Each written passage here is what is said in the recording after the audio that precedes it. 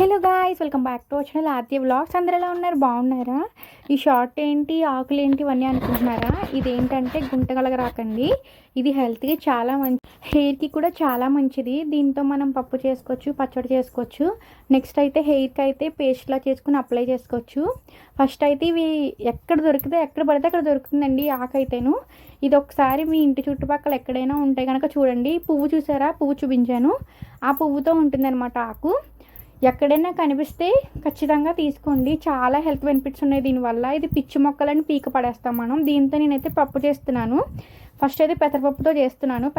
పప్పుని ఒకసారి నీట్గా వాష్ చేసుకుని అది హాఫ్ కుక్ అయ్యాక 50% కుక్ అయ్యాక ఇలాగా ఆకుని అయితే వాటర్లో 3 times వాష్ చేసుకుని, సాల్ట్ వాటర్లో వాష్ చేసుకుని, దాన్ని చిన్న చిన్న ముక్కలుగా చేసుకుని ఇలా పప్పులో అయితే మెదిపేయాలి.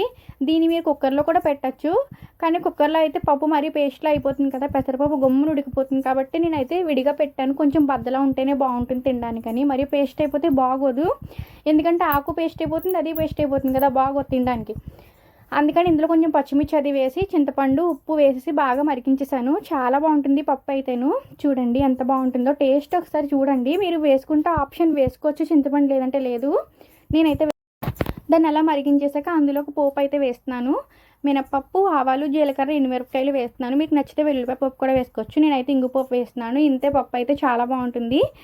ఇంతే ఫ్రెండ్స్, వీడియో అయితే మీకు కనుక మా వీడియోస్ నచ్చితే మా ఛానల్ని సబ్స్క్రైబ్ చేయండి. బాయ్.